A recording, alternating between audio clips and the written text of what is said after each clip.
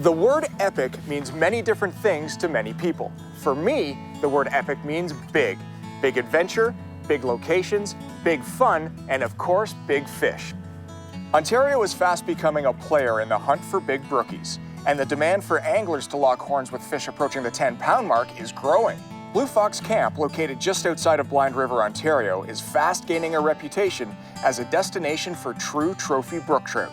Every once in a while, a fish up to 10 pounds is released here. So we're on the hunt. There are 5 bodies of water in the Blue Lake system where monsters abound. So get ready. This trophy brook trout adventure starts right now on the New Fly Fisher.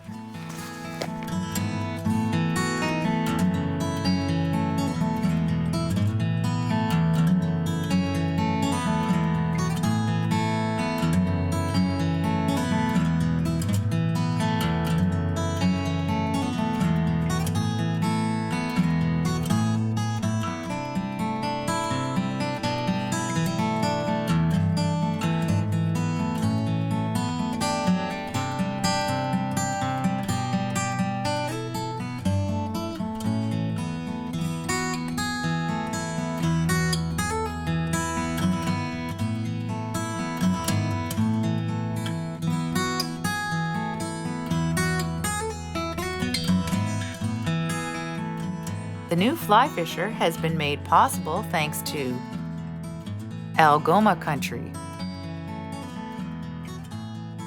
GoFishingOntario.com, Orvis Sporting Traditions, Scientific Anglers, Umpqua Feather Merchants, Superfly, fly fishing made easy. Blue Fox Camp is located within the Blue Lake system in the Blind River area of Algoma Country in Ontario, Canada. This system consists of a network of 5 lakes, which all contain naturally reproducing rainbow, brook, and lake trout. In addition to the natural stock in the main lakes, approximately 20 back lakes accessible from camp are included as part of a regular world-class brook trout stocking program, where 7+ pound brook trout are not uncommon. So, what's it like catching a trophy brook trout? Brook trouts are awesome. I mean, they have the power of the lake trout, but the aerobatics of a rainbow. They're sort of a hybrid. So they smash it and they roll and they jump and they do all kinds of great things. Joining us on this adventure is Stillwater specialist Bob JURMAIN. He's brought along his float tube, while I cast with local experts Eric WAITO and Fred Post from a canoe.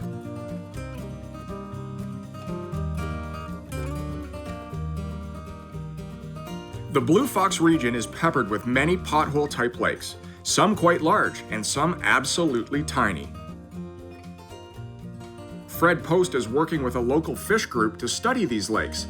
They have a formula to consistently have legitimate shots at giant brook trout. One of the benefits at Blue Fox Camp is that you can literally hike to so many different lakes in the area. This is Fred Post, one of the experts in the area. Fred, what are we in for today? Oh, we're coming up a short walk up from camp, just a quick little sweat up the hill, and we're going to go in to some back lakes that aren't that far away. We're going to see if we can catch ourselves a couple of nice brookies, 3-4 pounds maybe, something like that. You know, something that pull the end of the line.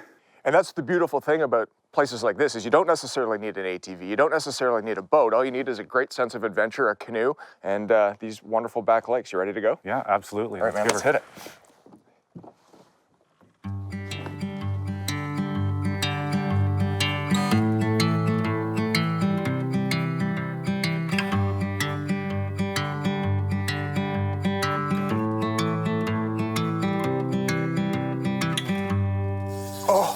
So Fred and I went out here for 10 minutes casting around.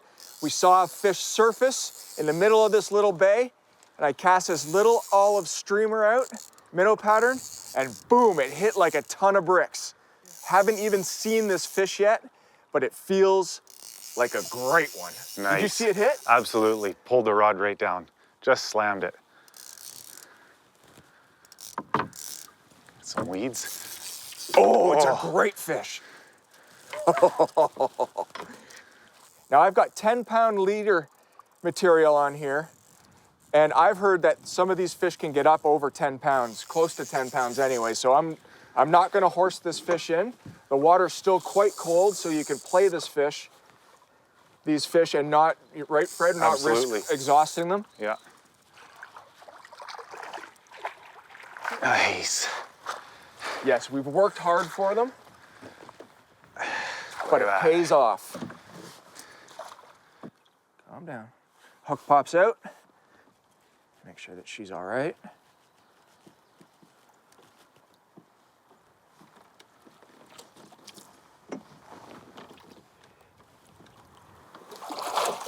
Sweet.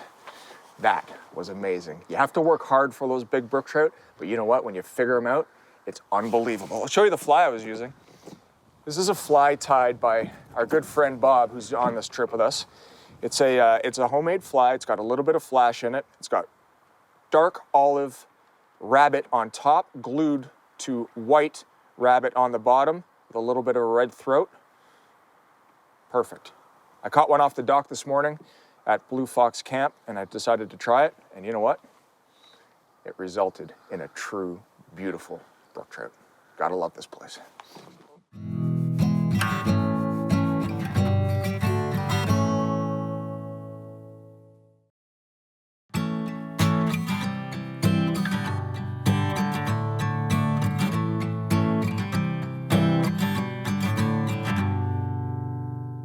Ultimately, we're doing two things. We're trying to get a trophy brook trout fishery going, and we're trying to get naturally reproducing lakes so that we don't have to reintroduce fish. If you're looking for lakes that don't have any minnow forage, how do these fish get so big? We find that the lakes that have no fish in them whatsoever, no minnows, no bait fish, are the ones that produce the biggest trophy fish. The reason is because the minnows that are in the lakes actually compete with the fish for the food base, the bugs and things that really make the brookies grow big here.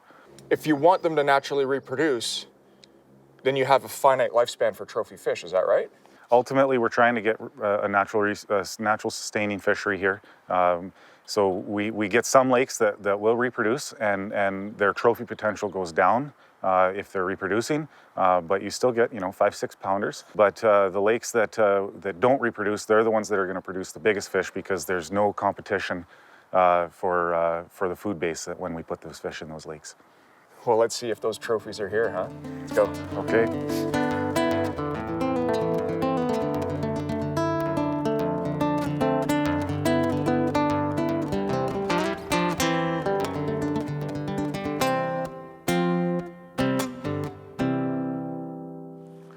Looks like there's lots of structure and things all the way around. You got logs sticking out. There's a beaver house down there. Beaver house and logs, rocks.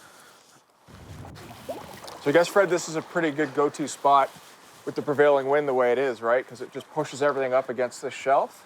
Yeah, the specks will come in here. They'll probably sit there and wait for the food to come to them. Yeah.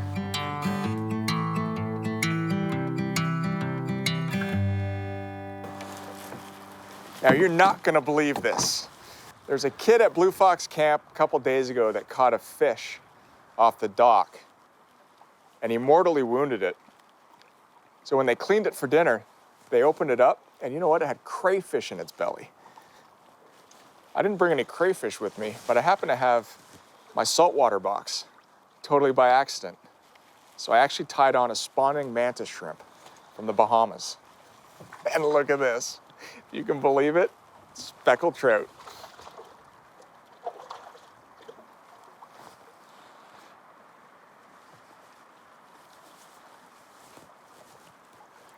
And Fred, that goes back to, what we were talking about, how you guys look to stock these fish in barren lakes, right? And how would a speckled trout, know what a freshwater shrimp is if there's nothing in these lakes at all? Very cool that it's their predatory instinct that they see something flashing with legs, maybe some eyeballs, and boom, they hit it. Absolutely. There's all kinds of things in these lakes for them to feed on, and you never know what it's going to be. A bug's a bug as a bug, right? Nice. Whew, that's hard work. These fish are great. Who would have thought? Spawning mantis shrimp. would do well. Here in Algoma, fishing for speckled trout. All right, let's get this guy back. Thick, beautiful Algoma brook trout. Look at that. There you go. Perfect, perfect. It shows that when you're in a new lake and you're trying something brand new, and things are tough, to switch it up a little bit. I can't believe that we actually caught a speckled trout on a Bahamian spawning mantis shrimp. It's absolutely great. Shows how voracious these fish are, and you know what? You put your time in and you're gonna have success for sure. There's 7-pounders in here for sure, huh? Yep, I've seen them before. Let's hit it. Lakes down south are obviously putting thousands of fish in on a yearly basis. We put 200, 300 fish, depending on the body of the water, the volume, the surface area, and it's not touched for 5 years. So ultimately, those class of fish are going to grow proportionally bigger because there's less population in the lake.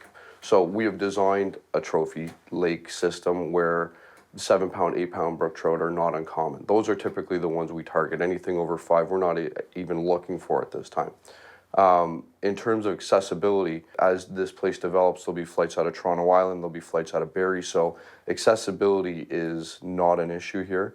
We're very close. We have different options of getting in here, whether you ATV, snowmobile, you can fly in on the float plane. So we're fortunate that people aren't driving 14, 16 hours to get here. They're driving 6 from Toronto. So it's for being in this surrounding so remote and isolated, we're really not that far. Nice job.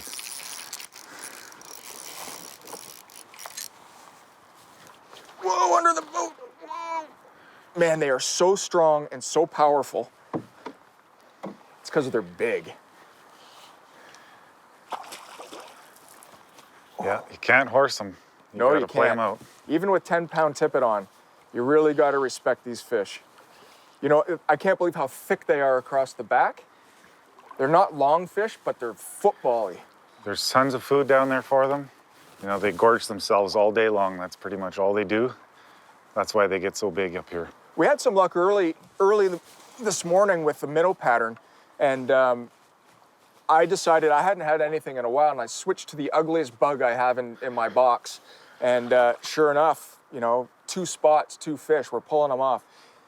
It's amazing that they just, anything that's different, right? They'll attack it voraciously.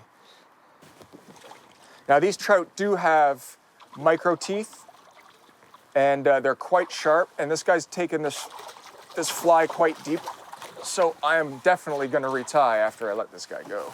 Biggest fish of the day so far. This is awesome. Keep him in the water. It's working out, Fred. Things are looking good, huh? Absolutely.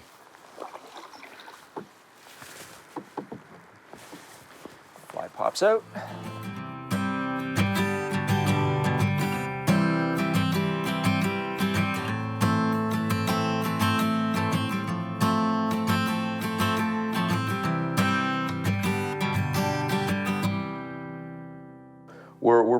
We're pretty big on monitoring what's happening, and again, we're not saying don't take fish out, but take 1.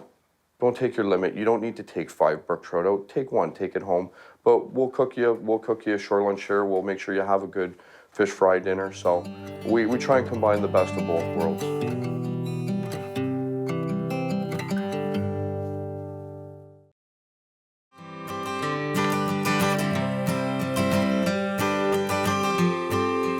Yeah, we really try and develop this as a family atmosphere, because that's ultimately what we want to see up here. That's what we enjoy doing up here, and those are the people that we want to see now. Ultimately, we're never going to say no. We get groups of 10 guys. We have a bachelor party coming in at the end of the month. So again, we really don't say no, but we want to make it affordable. We want to make sure this is accessible to everyone, not just the upper class.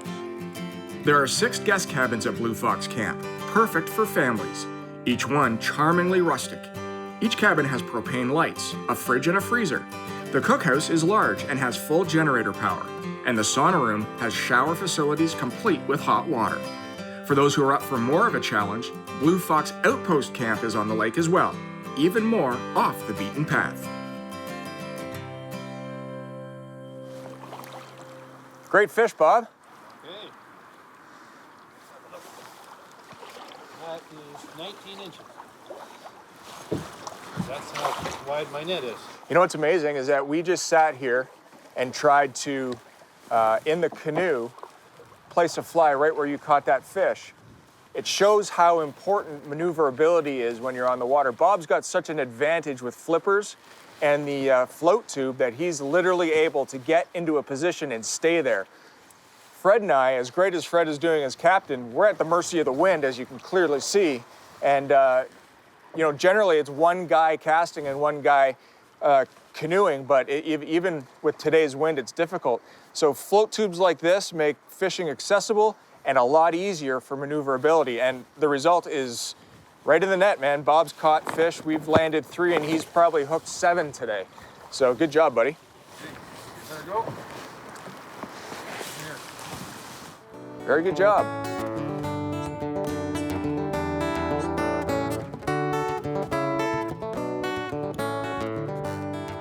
Later that day, we meet up with another friend of Blue Fox Camp, Eric WAITO, and we hit a new lake. A lake that has a brook trout year class that indicate fish could be up to 8 pounds.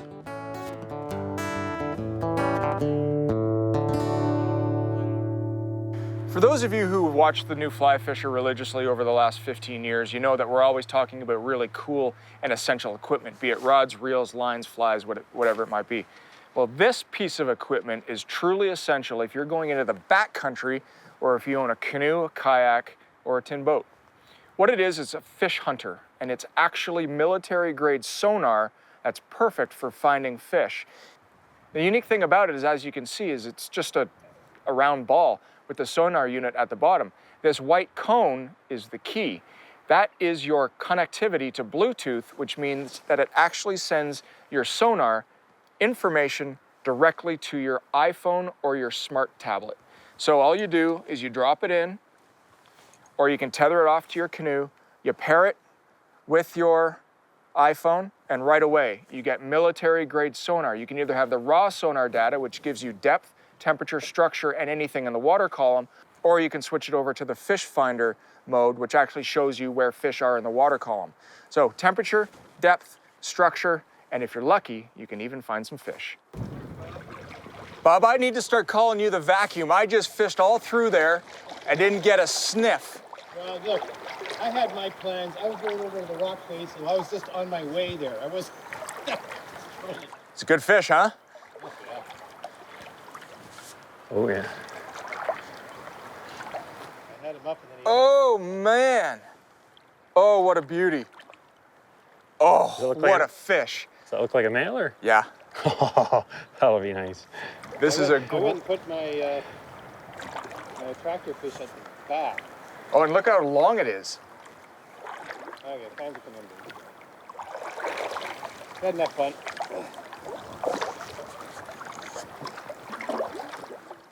Oh! We saw it. That was a beautiful fish. That was nice. That was huge. Good job.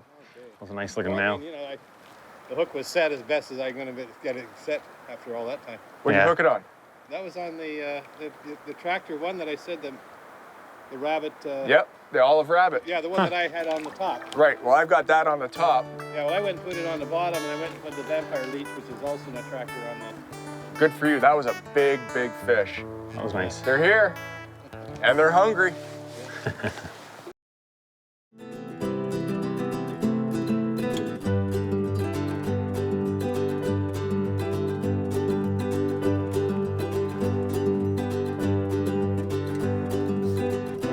Equipment used for this backcountry brook trout adventure is as follows.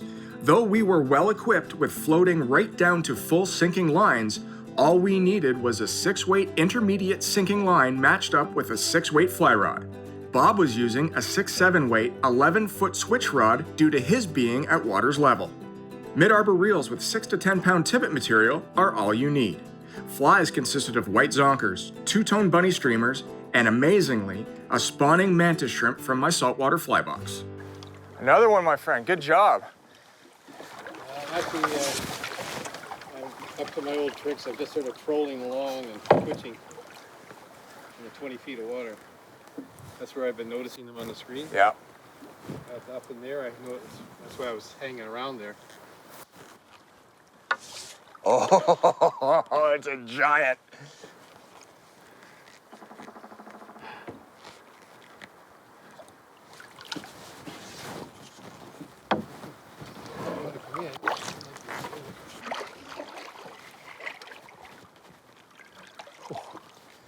I was just talking to Eric about what do you think they're feeding on? Because some of them are breaking the surface. But if you say they're at 5 feet. I saw a boatman fly off. Yeah. That's a preferred, that's like a beetle, eh? Yeah.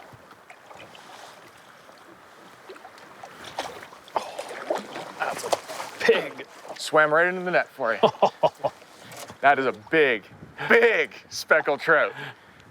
It's a male too. Take some pictures of them. You hold them up there and take some pictures. Well, Bob, it's my pleasure to release your largest speckled trout ever, 6-pounder, here at Blue Fox Camps.